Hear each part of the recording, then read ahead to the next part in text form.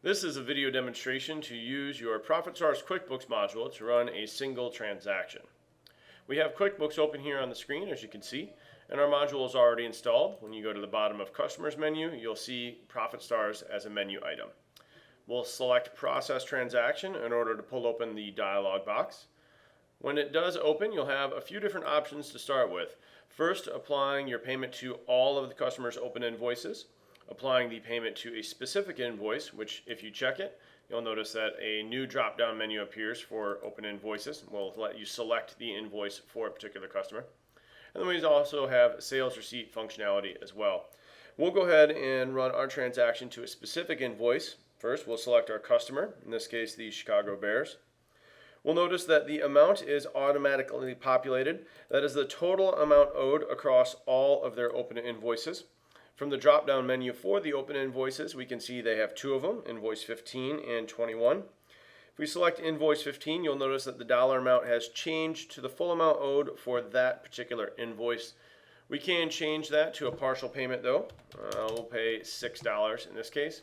And our description, which was automatically populated to say payment for invoice 15, is also customizable. You could just say thanks. Your billing information, shipping information, phone, email address, all of this data that's on the right side was automatically pulled from this customer's record inside of QuickBooks. We have some data management options here as well. You'll see the city's name is a person in this case. We can change that to the correct data. And once that has been done, we can check the box to update the existing QB customer. When you do that, whatever changes you've made to billing info, shipping info, etc., will be automatically written back into QuickBooks for a permanent change to this customer's record. If we don't check the box to update the existing QB customer, then whatever changes we have made will only be used for this one-time transaction. Once the data is set and our dollar amount is set, then we're ready to plug in our payment data. It defaults to credit card, but you also have the option of electronic checks here as well. It says ACH, which will show you the routing number, account number fields, things like that you'll need to run your electronic check transaction. You can also select your payment method. This is populated from your options as configured in QuickBooks itself. We'll select e-check in this case. Then we'll just populate the information that we need. Here is a routing number. Here is an account number. The name on the account is Chicago Bears in this case. It's a business account from their checking.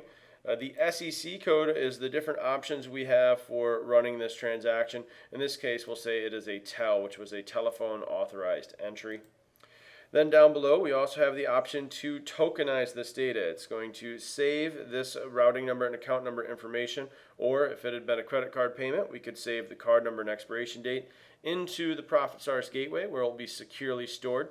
And then we'll have a safe ID that will become a part of the Chicago Bears customer record inside of QuickBooks so that when we need to charge them again in the future, we can do that without entering the full payment data again. In this case, I don't want to store their information. I'm not going to check that box. And all of the data is set, so we're ready to process our transaction in real time. We click Process and Close. It's going to tell us that the transaction was successful. We get some basic information like the transaction ID. This is a demo account. If it had been a real account, we'd see address verification information. Other details like that could be populated. In this case, we'll just select OK. And we'll be taken to the standard receive payment screen of QuickBooks itself. So at this point in time, the actions of the module have ended, and we are now using QuickBooks itself. There are a couple of key pieces of information here. The reference number field has a G and a number after it. The G is for gateway, and the gateway transaction ID number is listed after that so that you could always tie this payment record to the financial activity from your gateway.